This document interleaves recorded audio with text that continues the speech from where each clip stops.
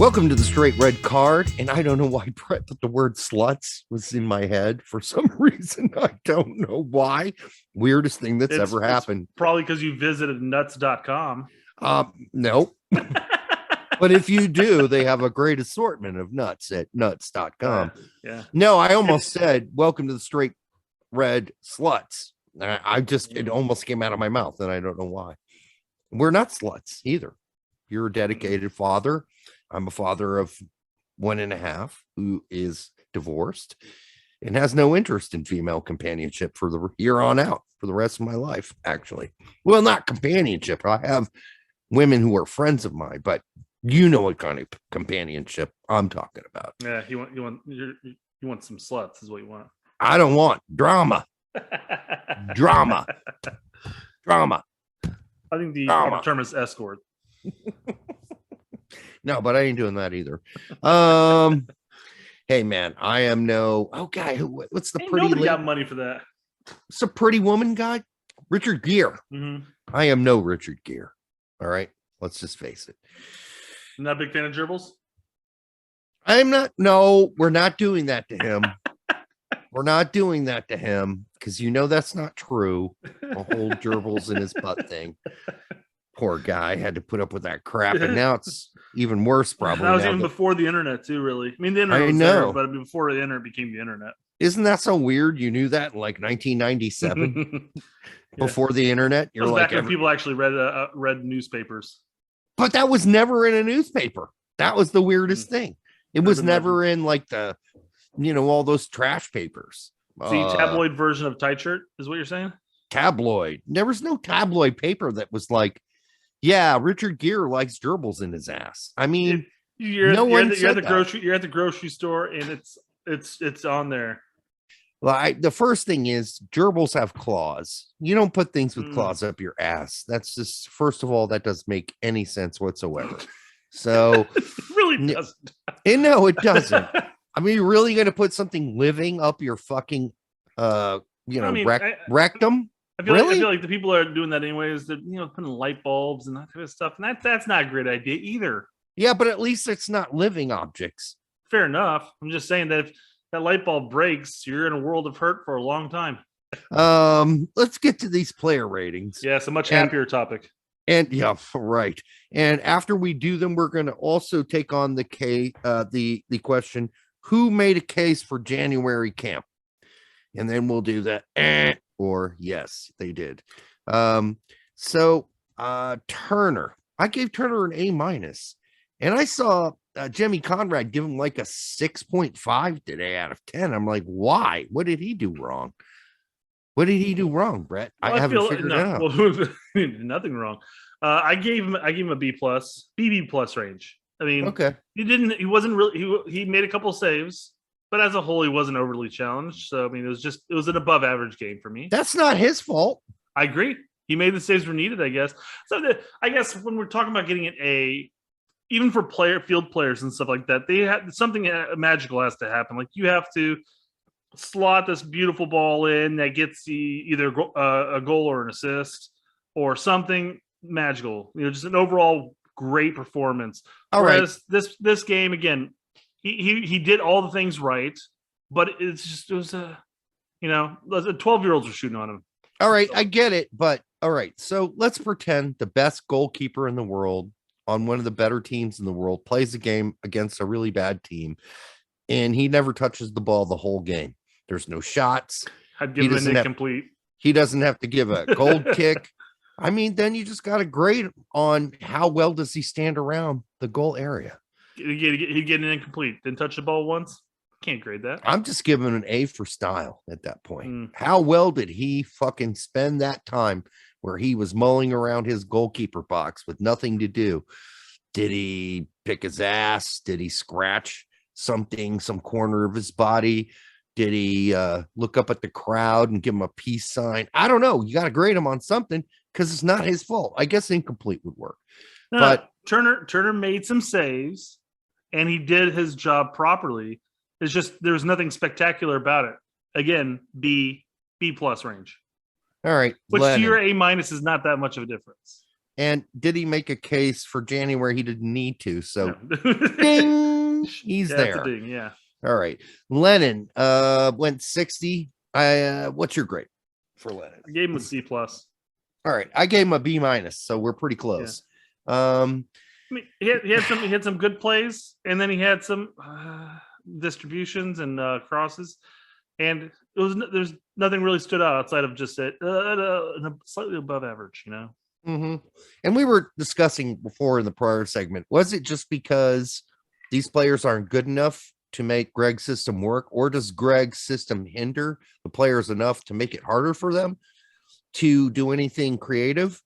And I think that's kind of part of it. But then we know Lennon has a ceiling, and this was kind of, I don't know, what I expected from him. You know, I don't know. It wasn't great. And as far as making it to January, all right, we're done with John Lennon. Excuse me, Brooks Lennon. And we're moving on to Zimmerman, who it's my turn. I gave him a A-. I thought he did fine. He wasn't an issue. We didn't get scored on. Whenever Loved his attitude. Yeah, whenever they attacked, Mm-hmm. he was back there even when they outnumbered us, or it was even on the counter, and he was great. And frankly, Kessler just kept deferring to him when the ball was in the back there. Like Kessler's like, nah, I don't really want to distribute this. Here, you do it. Branching right into it, yeah. So yeah, I thought Zimmerman. I gave him a B+, A-. You can definitely make the case for an A-. Yeah. I thought Zimmerman did very well. I mean, he played Zimmerman ball. It's basically what you would expect. I love the like I said, the attitude he had after the guy, bear hugged him and took him down to the ground. And he kind of did like a little backhanded slap to the chest, and the guy flopped over like he got shot. What a little bitch. But he got a yellow card for that. I love the attitude there. It's like, bitch, fuck off, Dude, it's a friendly. Yeah. Can you not flop during a friendly? It was so sad. Is that too much to ask? He got slapped on the chest, and he's rolling around, grabbing his face. There's another one. I forgot who else got the yellow card after Zimmerman. Was he somebody else? But there's an instance where like the guy who quote unquote got fouled, and he may have been fouled, but he like looked at the ref and then started rolling around like he was like severely hurt. I'm like, oh, what a little bitch. This is a fucking friendly. Can we just play this out so everybody can get some time to play instead of winning fucking free kicks off of bullshit? Well, they already had the foul. It didn't matter. That was just them trying to get the other player a card. Again, it's a fucking friendly. Dude, it's like when I played high school soccer during the summers before the season would start, we would go out and we would play grown men from like, whatever B company in Fort Knox. They had a lot of training there as well from foreign countries. So the foreign guys would come down and we'd play them 11 on 11. Nobody was fucking playing that flop roll. No one flopped. Like, you could complain about a foul, but no one was flopping. It's a friendly. You're practicing. Don't flop. Don't practice flopping. All right. Bello. We didn't finish Kessler because we talked about him briefly. Yeah, Kessler B. Again, he deferred to Zimmerman. He was fine, but I gave him a B-. Again, similar scenario. It's like, it was just constant, like, I got the ball, you take it. Yeah. Please, you take it. Please, anybody but me. I'm not passing this out of the back. And you know what? He also nuzzled Zimmerman's nuts all night. Like, you can spread out a little more, dude. Unless he was instructed to do that. If he was instructed to do that, then fine. But otherwise, the center back should be able to spread out a little more when you have that much possession. I don't know. Bello. My turn again, or your turn? Your turn. My turn. I gave him a D. I thought he was horrible, and I thought he was all right on defense, but nah, he's just not making the grade for me, dude. I thought he lost the ball. I thought he looked incoherent. I thought he looked intimidated. I thought he got out physicaled. I mean, you name it. I just thought he didn't play very well. Worst game I've seen him play. Well, I mean, it's because you saw more of him this game. Every game he's been subbed out at halftime. Yeah. So going off that though, I gave him a C minus, predominantly because he did have some good moments, but they were just completely outweighed with the bad moments, and that could stem down to him getting physically tossed around, even in our defensive third. But it wasn't a great game by any means. But I feel like that's a reoccurring theme for him. And you're looking at him, you're like, I really had hope, and I really wanted him to do well. Yeah, but our left back is so weak as historically speaking. For whatever reason, we just can't produce a left back. But so it's just everybody wants him to do well, and we got to give him more chance. He's still young. He's got to develop. I'm like, okay, it's fine. We'll let him develop. Let's just stop with call ups because his benefits are outweighed by his negatives. Well, with Joe Scally playing this weekend at left back again for Gladbach, I think Bello just made a case for himself that he's way down behind Anthony Robinson and Scally at this point. Even Vines is getting time at Antwerp. So he didn't today, but it's a different story. It was kind of an odd situation. So Cardoso, I gave him a B. It was your turn. Fuck. Well, I was gonna say I gave him a B minus. We talked about in the first half or the first segment. Again, when you're the six and you're not Adams, who plays at six but also gets more into the attack. When you're playing strictly a sitting above the center backs type six, if your name's not mentioned a lot, you're doing a good job. Yeah, simple as said. But it's hard to judge him because all his passes to Acosta and Roldan went nowhere. So it's really hard to judge him based on that because that's not really his role. He did it. He did his job. He got the ball. He kept possession, passing it off to people in front of him, and they fucked it up. That's on them. And he mostly protected the back four. When you saw the breakaways, who was the first guy back there defending Cardoso? So I can't fault him. I'm going to give him a B minus, just like you did. Again, B or B minus. If splitting hairs there. Yes, but in the end, that's still an above average game, and he didn't do anything spectacular by any means. But that's also maybe not necessarily his role. Well, let's not call it above average because we have a grading scale here, right? Yeah.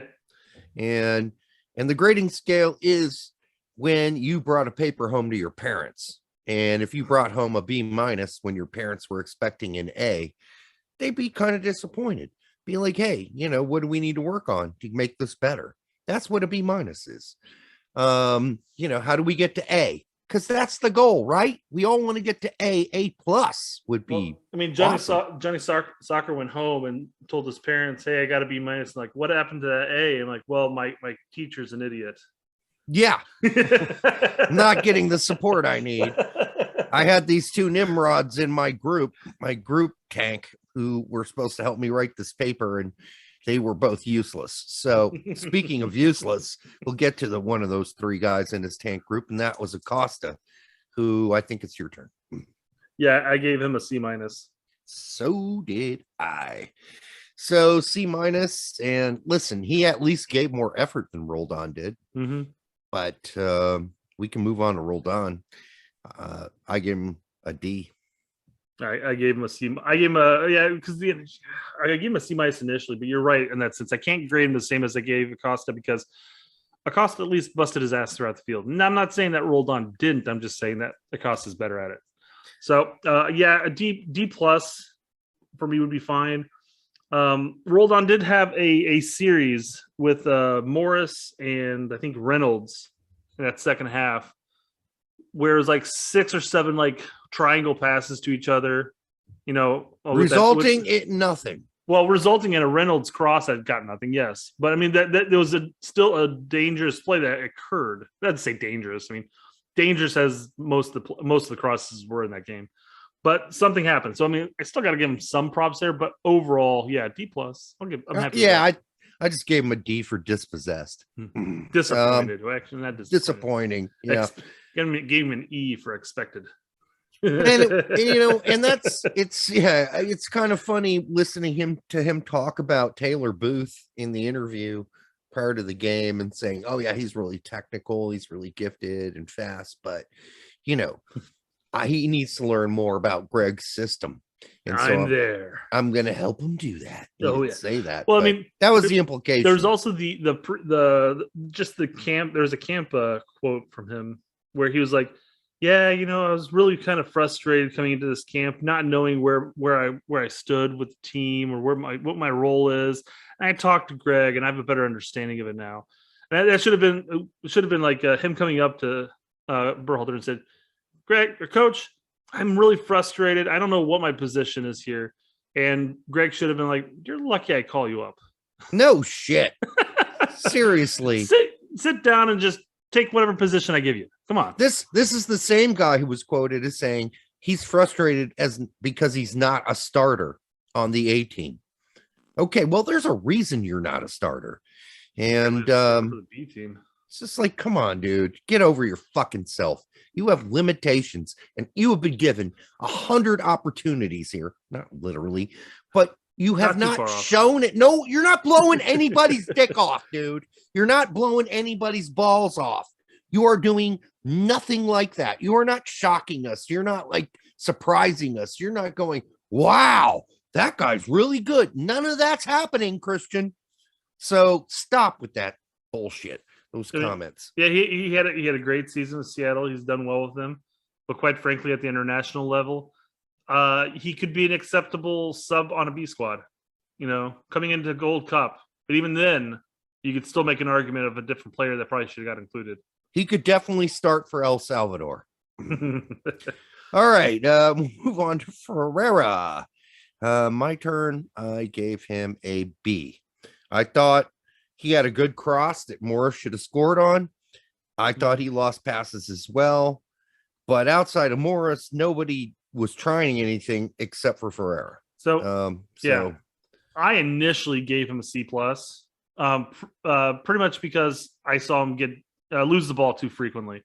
But after that first segment, we talked about basically there was no creative opportunities. And while he tried to force a lot of those through, he did. At least he was trying. And he wasn't just lobbing a 40-yard, cross to Morris to say, hey, go chase that down. And then lob across him, Do you see that part of the game where Pepe was like, get me the ball? You could hear read his lips. Get me the ball to Ferreira. And then Ferreira tried. But Pepe was not open, so he forced a bunch of that shit. Yeah. And those guys know each other really well. So. I'll bounce him up to a C+. Yeah, that's fair. Jordan Morris, I gave Morris an A-. Mm-hmm. I gave him a B+. Best player on the pitch. Same reason you probably did, because he was the only player to assert himself, only player to take on other players, only player to be consistently crossing and making decent crosses, only player who was like, I'm here to take over, bitches. Yeah. Nobody else had that attitude. So I was listening to Pete and Filippo's post-match live stream just before this. And they had talked about how, again, similar to what we just said, Morris is the only one who really showed anything. However, Morris is a very one-dimensional type of player. He's a higher one-trick pony than, say, like Ariel is. But saying that, there are definitely times having just an incredibly direct player that will lob across and will be beneficial. That's and for sure. Morris has proved it with the national team. He's suffered 2 Achilles heel injuries, but he's had 10 goals in 40 games as a winger. So I mean, and I don't even know what his assist rate is, but I mean he can actually lace across, and this is something that we bitch about all the time when it comes to our nines, is that we don't offer any service. Our wingers act more as strikers in that sense, where they create chances, but they do it all through there. And our strikers, our nines are basically just hold up machines. Yeah. But when Pepe got his goal against Honduras, what happened? They got it out wide, and I think that situation was legit lacing it across. And I think then we had another goal where No, Leggett was to Jedi. I think it was Yedlin's cross that got to Pepe. So having an option where instead of playing the style that say Pulisic, Weah, Aronson play, where they do a lot of the dribbling, a lot of the possession, having a very direct winger that can lace across is definitely beneficial. Well, I'm definitely taking him over Areola. Yeah, that's for sure. That's basically what they said too. That'd definitely be an improvement. So I would need, we need to probably go back because we forgot to do the who's made a case for January thing. Jesus Christ, all the way back apparently. Yeah, but let's just finish this now that we're here. And then we'll just do it all at once, yeah. Yeah. But yeah, good for Morris. Happy to see him do what he did. Pepe, I gave him a C-. Yep. I mean, it was bad. Should have had a goal. Missed a sitter. I mean, I don't know any other way to put it. So not good. And people are saying, oh, maybe he's distracted by this or that. I don't really give a shit what he's distracted by. Unless his mom just died or something traumatic happened in his life. I don't think that the fact that he's looking for a new job in Europe, that should actually make you want to play better and make you more focused generally. Not saying it does for everybody, but let's stop making excuses for him is all I'm saying. He had a bad game. Let's just call it out for what it was. It was a bad game. And he played a bad game before too. And I don't know. It's he can't keep doing that or he is not going to be number one at center forward. Someone's going to take it from him. Yeah, again, so obviously he's had played a handful of games now since his initial debut, and he hasn't scored since. But saying that, I think Pete had a stat saying that he had he's contributed in 6 goals in 7 games. So he may not have gotten the assist, he may not have gotten the goal, but he did the more or less dirty work that never gets rewarded when it comes to scoreboard fans or anything. Not the last 2 games for U.S. men's national team, and not a last handful of games for FC Dallas before they're out of MLS. So, listen, you can't keep Ferreira's played better than him in that time period. So you can't keep playing like crap. You got to stay focused, even though your agent's working on a new deal for you at Venezia or Bologna or wherever you're going. Don't know, but you got to stay focused because you're only bringing the price of maybe it's the pressure of it. You're bringing your price down of your transfer fee. And then, of course, Dallas is going to say, fuck no. We're only taking this much. And your fee keeps coming down because you keep playing crummy. Maybe that kind of pressure can make a player kind of lose it a little and get unfocused. So, that pressure is too much. Okay, so after saying I can't make any excuses for Pepe, I just made one for him. How's that? Hypocrite. Let's get to the replacements.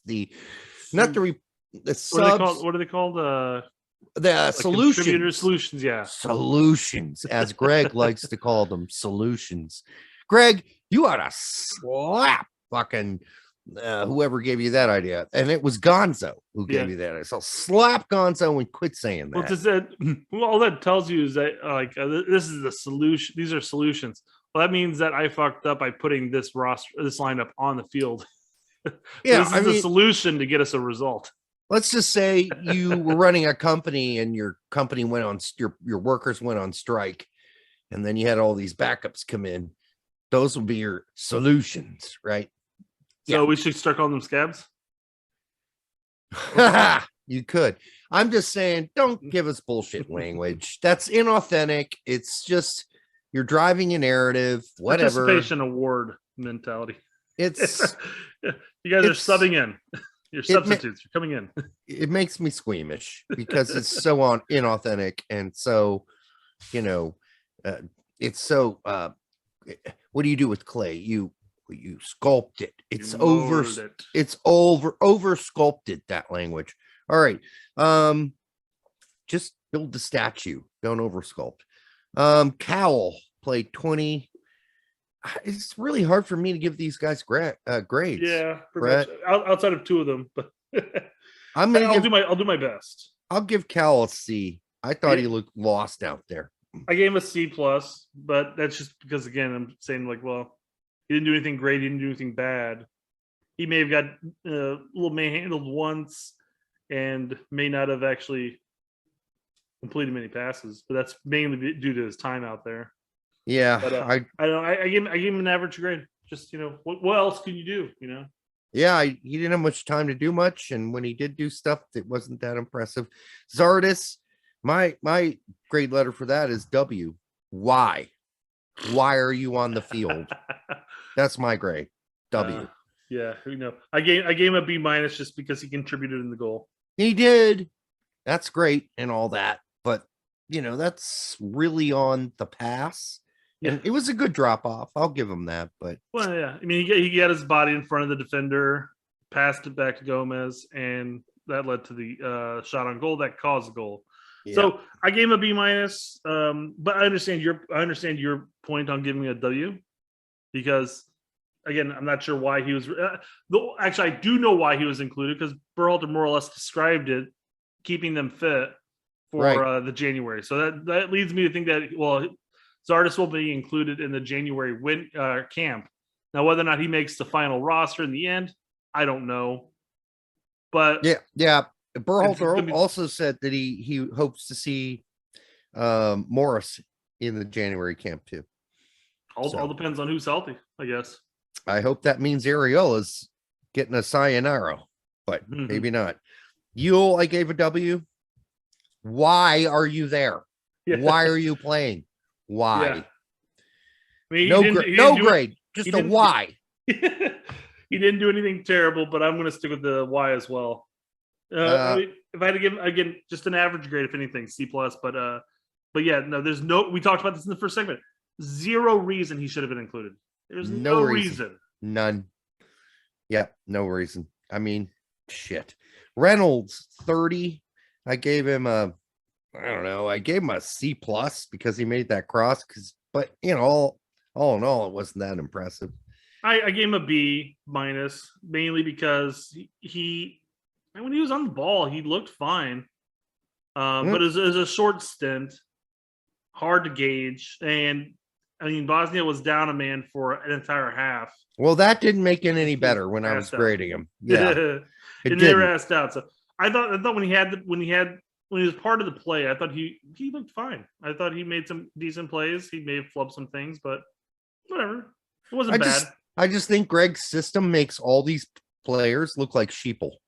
That's what they look like to me. Mm-hmm. They look like they're, in a computer system. And they're being moved by joysticks. Yeah, I don't like that. And nobody busted out of that. The one guy, you remember who you just busted out of that system and said, fuck all this, is Hoppy. Mm-hmm. Remember, he was just all over the field. He was like, nah, fuck it. I'm going back all the way. He was a left winger and he came all the way back to midfield. To the right wing back. Yeah. He's like, fuck all this system shit. Give me the ball. Yeah. Nobody had the balls to do that. Bassett, goal, 20 minutes. I guess give the guy an A. He scored. Yeah. And he didn't do anything wrong. I was gonna say I gave him a B plus because he got the goal great and obviously game winner, yay. But outside of that, I know it was only for 20 minutes, but I really didn't hear much else or see much else. Which hey Gregg, how about playing him for 40 minutes? How's that for an idea? That takes us back to the first segment where we talked about the starting lineup and then the sub options and when to bring them in. He brought in the subs as if it was a meaningful game. Yeah, right. You're 8 minutes to Gomez, and who else got 8 minutes? I thought Bassett came in for 8 minutes. No, I think Bassett got 20. Gomez is the only one that got the last 7. But I mean, you're talking about minutes. I mean, it's just like, well, what are you going to glean from that? Mind you, he got more or less an assist. I don't think it's going to be chalked up as an assist by any means, but more or less an assist. But in his very, very limited minutes, he was out there. No, you're right. Because 2 guys came out on the 77th minute. So that must have been Bassett, I'm guessing, maybe with Gomez. Yeah, the whole Gomez thing is kind of startling. It's like, Do you really think Bello's playing that good? Do you want to leave Bello in for 83 fucking minutes of this game? He's played like horse shit. He is way over his head against a D team from Bosnia. Come on, guys. Let's get over it. And all these people that are like, oh, well, we played our like C team. Not really. Turner is a B guy. That was Filippo's point. Yeah. Oh, I didn't watch that. Like Zimmerman's an A guy. Acosta is a B guy. Roldan's a B guy. Ferreira's a B guy. Morris is probably a B guy. Pepe's an A guy. No, this is not our D team or our C team. Yeah, Filippo mentioned that in their post. It said basically it's like, we need to stop calling this our D team because it's not our D team. Fuck no, it's not. If you do an average, you may be able to get a C team out of this. Maybe. But just start calling. There's a lot of players that Berhalter's called in before and utilized. So it's at this point we can't call just our scrub team by any means. It's not like Bosnia, who brought in more or less the U21 team and local domestic players. You know, it's supposed to be the American All-Star MLS team, is what this is supposed to be, outside of Booth. And they didn't look like all-stars, and Gregg didn't do him any favors whatsoever with his system. I would have given these guys a lot more breathing room to be more creative or try things, and just go tell them, hey, go out and try some stuff. It's okay if it doesn't work. No big deal. You can say, hey, here's Berhalter's tactics and formation. This is what I want you to do. But go do you know, go out and just experiment. Try doing things. Yeah. Feel free to improvise. Yeah. If you see an opening, improvise. I didn't see anybody doing that. I mean, not even Morris, who was the only one who was willing to assert himself, was improvising. He was just doing. It was his position. That's he right. Did what was required of his position, and he did well. Yes. But it's not like he did anything that was not expected of a winger at that point. Exactly. And he played more of a winger than most of our wingers normally do, you know? Right. All right. I think that's going to do it for this show. We got to give Berhalter his grade. I give him a C minus. Yeah, I mean, hard to give him less than that because he did end up coming away with a win, despite the fact that I don't think that's necessarily due to him. But can it be pleasurable when I tune in for a game that we're supposed to win like 3-0? I mean, I would accept a fun game to watch that we lose.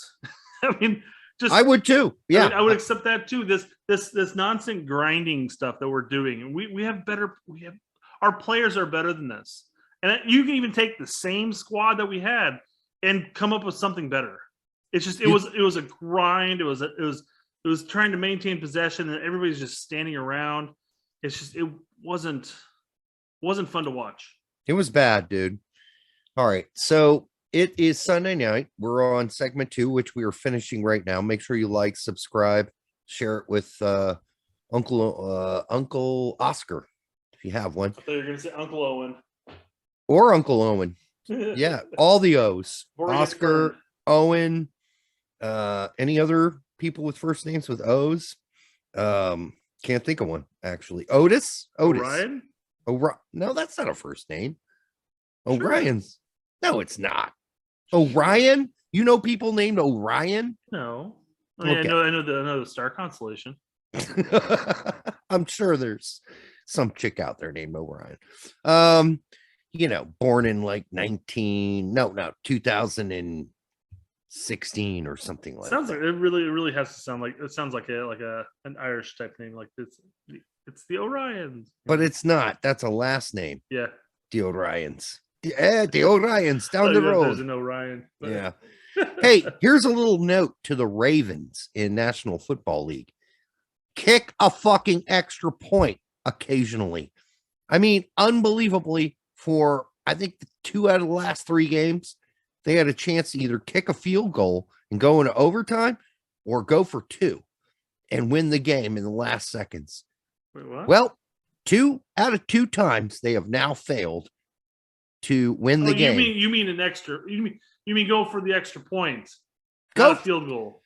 Kick No, kick the extra point and it's a tie game. You go into overtime. You said field goal initially.